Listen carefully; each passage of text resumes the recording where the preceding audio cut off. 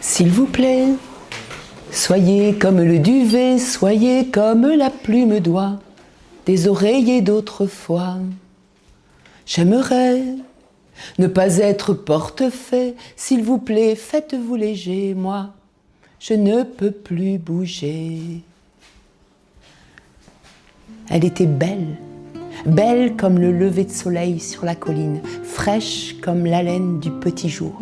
Son visage, un paysage, un éclat d'azur dans les yeux, un peu de rose sur les pommettes hautes et surtout de l'or dans les longs cheveux qu'elle portait en cascade sur ses épaules. Et ce n'était bien sûr qu'une coïncidence, mais elle portait le joli nom poétique d'Aurore. Aurore avait 20 ans et elle était la fille unique de Robert, le seigneur du lieu. 20 ans et toujours célibataire, ça cancanait pas mal dans le pays, ça jasait. On savait que cette petite avait un fichu caractère. 20 ans, toujours pas de mari, toujours pas de fiancé, ni même d'amoureux. À tous les coups, on se disait qu'elle devait faire marcher son père par le bout du nez et renvoyer chez eux tous les prétendants qui se présentaient au château. C'était un peu vrai. Robert fondait devant sa fille. Il n'avait qu'elle. Elle était son trésor le plus cher, son blason le plus précieux. Bien sûr, il lui en avait présenté des hommes, des grands, des beaux, des riches, des puissants. Mais Aurore les avait tous balayés d'un petit geste de la main ou d'un haussement d'épaule. Et même si Robert commençait à trouver cette situation très embêtante, il ne pouvait se résoudre à imposer à sa fille un homme dont elle ne voulait pas. Il se disait que sa princesse finirait par trouver chaussure à son pied. Mais en attendant, la princesse, elle s'ennuyait à mourir dans ce château, où il n'y avait strictement rien à faire, où toutes les journées s'écoulaient exactement de la même façon. Broderie, tapisserie, ennui, ennui, broderie, tapisserie, tapisserie, broderie, ennui, ennui, ennui, ennui. De temps en temps, le curé, qui passait pour dispenser quelques leçons de vie, tout aussi insipides les unes que les autres. Ce qu'elle aimait, Aurore, c'était se faufiler dans les sous-sols du château, dans les cuisines. Elle se blottissait dans un coin. D'abord, elle aimait cette ambiance chaleureuse, ce grand feu, ce chaudron, où bouillonnait toujours une soupe épaisse. Mais surtout, il y avait là toutes ces femmes qui travaillaient, qui avaient remonté leurs manches, qui criaient, qui chantaient, qui s'enlaçaient, qui s'invectivaient, qui se disputaient, enfin, qui vivaient. Mais gare à Aurore si Robert l'a trouvée dans les parages. Ah non, Aurore, garde ton rang, s'il te plaît. On ne mélange pas les torchons et les serviettes. Alors la plupart du temps, c'est dans sa chambre qu'elle se trouvait, Aurore. Assise sur le châssis de la petite fenêtre, tout en haut de son donjon, et elle regardait au dehors. Dans la cour du château, ça grouillait là aussi de vie. Vie humaine, vie animale, et Aurore aurait donné n'importe quoi pour dévaler cet escalier en colimaçon et se joindre à cette vie, discuter avec cette jeune femme qui sortait l'eau du puits, aller rencontrer le maréchal Ferrand, le potier. Mais non, Aurore, garde ton rang, s'il te plaît.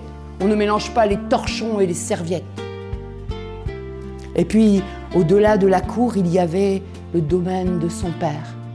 Un moulin, avec des ailes graciles qui tournaient, un petit ruisseau qui serpentait et des enfants qui s'ébattaient joyeusement.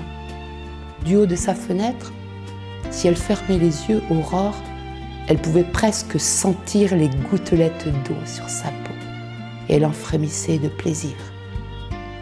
Et puis au-delà du domaine du père, il y avait le vaste monde, l'horizon.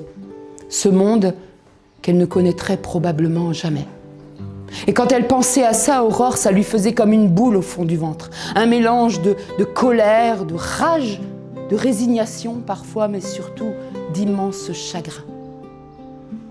Ce matin-là, comme tous les matins, son père est entré dans sa chambre, est venu lui caresser ses longs cheveux et lui a posé la même question. « Alors, ma douce, toujours en train de rêver ?»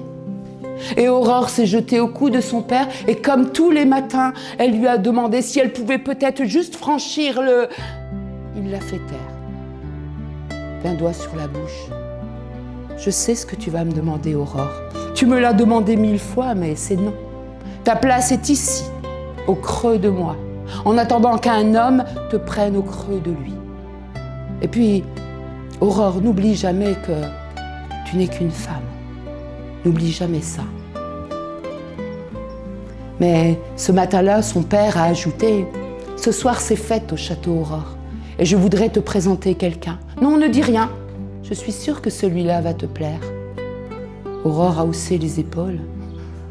Elle s'est détournée. Si ça pouvait lui faire plaisir de lui présenter des hommes, mais au fond d'elle-même, Aurore n'avait pas envie de se marier. Tout ce qu'elle voulait, c'était quitter ce château pour aller frotter sa peau à la peau du monde. Elle baisse les yeux sur cette robe qu'elle a revêtue le matin. Magnifique. La plus belle robe de tous les alentours, évidemment, puisque rien n'est trop beau pour sa princesse. Mais cette robe, Aurore, elle rêve de la fouler aux pieds. Parce qu'elle, oui, elle est belle, mais elle est tellement lourde, cette robe. Elle l'empêche de marcher, de courir et d'aller voir ailleurs. Et elle regarde son père dans les yeux et mais qu'est-ce qu'il l'aime? Mais comment peut-il m'aimer autant et me retenir prisonnière ici, se dit Aurore. Est-ce que c'est ça l'amour? Appartenir à un homme, un père et puis un mari? Étouffer ses propres désirs pour ne répondre qu'aux désirs de l'homme qui vous possède? Est-ce que c'est ça l'amour? Est-ce qu'il faut se réjouir? Est-ce qu'il faut accepter? Se résigner? Se réjouir de voir sa cousine de 12 ans, hier encore jouant comme une enfant, et aujourd'hui au bras d'un homme de 40 ans, son aîné? Est-ce que c'est ça l'amour? Aurore ne sait pas ce que c'est que l'amour. Pas encore. Tout ce qu'elle sait, c'est ce qu'elle ressent au fond du ventre, c'est que cet amour-là, elle n'en veut pas. Mais ce soir, c'est fête au château. Ce soir, dans la grande salle, on a dressé de grandes tables, des nappes immaculées. Il y a là des cornes d'abondance débordant de fruits, des plateaux fumants de fruits, de légumes, de viande, la bière, le vin qui coule à flot, et déjà des bergers qui arrivent avec leurs fifres, les jongleurs, les cracheurs de feu. Aurore est assise à la droite de son père, à la table d'honneur. Elle prend plaisir à ces festivités qui la sortent un peu de sa torpeur. Elle redoute juste le moment où un homme va s'approcher là, de la table. Il va la regarder dans les yeux et son père va la regarder en coin et guettera le moindre signe, le petit hochement de tête qui voudrait dire « Oui, père, c'est le bon. Vous allez pouvoir préparer la dot. Vous allez pouvoir livrer votre fille sur un plateau d'argent. » Et soudain, il est là devant elle, Philippe, grand, beau, puissant, musclé sous le pourpoint. Chevalier probablement, la main à la ceinture sur cette épée rutilante. Aurore vient planter son regard dans celui de cet homme et puis elle se détourne. Parce qu'encore une fois, cet homme laisse son cœur et son corps de marbre. Elle sait qu'elle va encore décevoir son père. Et c'est alors qu'elle l'aperçoit, cet homme là-bas, dans le fond de la salle. Il porte une veste verte, un chapeau, une petite plume orangée. Il a saisi son instrument de musique, c'est un luth.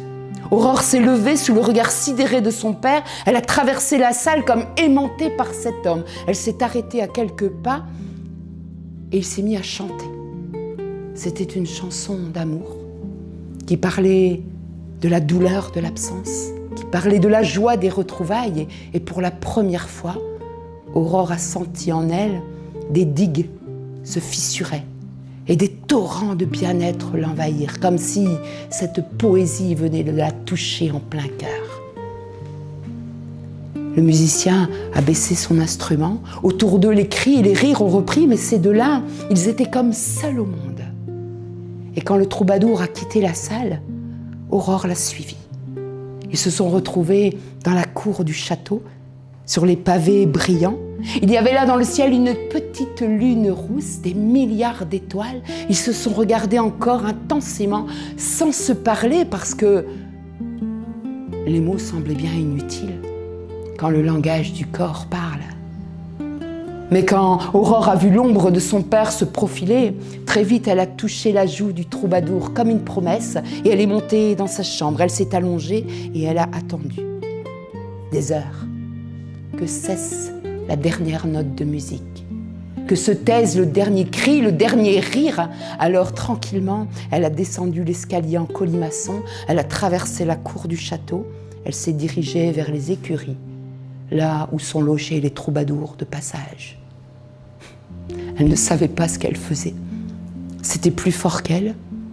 Elle savait juste que sa vie, sans cet homme-là à ses côtés, n'aurait plus aucun sens. Et lui, le troubadour, il l'a vu s'approcher, cette femme si belle, flamboyante. Il aurait aimé la repousser, lui dire de rentrer chez elle, lui dire que son père ne lui pardonnerait jamais, qu'il n'avait rien à lui offrir. Rien. Sinon, la liberté, de la poésie et de la musique, c'est tout ce qu'il avait. Mais il ne savait pas encore que c'est ce qu'Aurore attendait de la vie. Et c'est ce qu'elle lui a dit simplement avec ses mots à elle. Alors, il a juste ouvert les bras, elle est venue s'y blottir, il a refermé ses grands bras sur elle et c'est comme si Aurore avait toujours été là. Avant que le jour se lève, Aurore a enlevé sa lourde robe. Elle a revêtu un pantalon de laine, une veste de chanvre. Elle a enfoui ses longs cheveux sous un chapeau de paille et ils ont quitté le château tous les deux. Les gardes à l'entrée ont baissé le pont-levis sans se douter un seul instant que c'est Aurore qui se cachait sous les traits du jeune homme qui accompagnait le troubadour. Ils ont traversé le domaine du père et puis au seuil du vaste monde, ils ont marché droit devant et ils se sont pris la main. Mais le soleil n'était même pas encore levé quand Robert s'est rendu compte de l'absence de sa fille.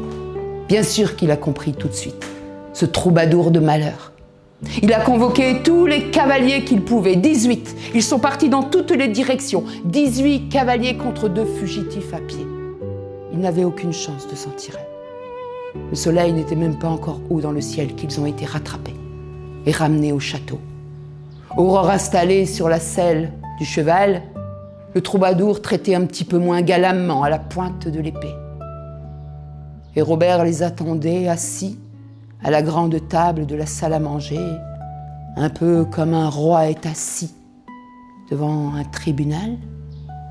Aurore était là, elle a juste baissé la tête, elle a juste serré très très fort la main du troubadour parce qu'elle pressentait que c'était probablement la dernière fois qu'elle pourrait le faire. Et puis la voix de Robert s'est mise à gronder. Et dans cette voix, plus de tendresse, plus d'indulgence, rien qu'une colère sourde, qu'on enferme cet homme dans les geôles et ma fille dans sa chambre. Dans 8 jours, qu'elle le veuille ou non, elle épousera Philippe. Aurore s'est jetée aux pieds de son père. Non pas pour elle, non. Faites de moi ce que vous voulez, mais s'il vous plaît, laissez la liberté au troubadour. Robert a cédé, et le troubadour a pu quitter le château libre, après avoir promis évidemment qu'il n'y remettrait plus jamais les pieds. Il a été accompagné dehors par 2 gardes. Aurore a été accompagnée dans sa chambre, tout en haut du donjon. Et juste avant que la porte ne se referme, une petite fille a grimpé l'escalier très vite et lui a tendu un petit bouquet de myosotis. Pour vous, mademoiselle, de la part du troubadour. La porte s'est refermée. 2 tours de clé ont été données. Et Aurore s'est assise sur le châssis de la petite fenêtre et elle a regardé au loin l'horizon qui était en train d'engloutir son amour. Elle est restée ainsi 1 jour, 2 jours, 3 jours, 7 jours, sans bouger, sans manger, sans boire, juste à serrer contre son cœur ce petit bouquet de myosotis qui ne fanait pas. On dit d'ailleurs que c'est dans la chambre glaciale d'un château de province qu'est né le langage des fleurs. Le myosotis signifie « ne m'oublie pas ». Alors est-ce qu'Aurore est morte d'amour ? Ben non, non. Il faut croire que le cœur d'un père ne peut pas être uniquement constitué de pierre. Le matin des noces, Robert est entré dans la chambre de sa fille. Il l'a regardée là, en train de dépérir et de mourir sur ce châssis. Alors il l'a juste serrée dans ses bras, sans un mot, et il est sorti, en laissant la porte grande ouverte. Aurore n'a rien emporté. Elle a laissé sur le châssis le petit bouquet de myosotis, comme un ultime message à son père. Je ne t'oublierai pas. Et puis, elle a descendu tranquillement l'escalier en colimaçon. Elle a traversé la cour du château, s'est retournée pour faire un dernier signe à son père. Elle a traversé le domaine et au seuil du vaste monde, elle s'est arrêtée et elle a marché, sans hésiter une seule seconde, sur le chemin à prendre. Elle n'a eu qu'à suivre les notes que son troubadour avait semées pour elle.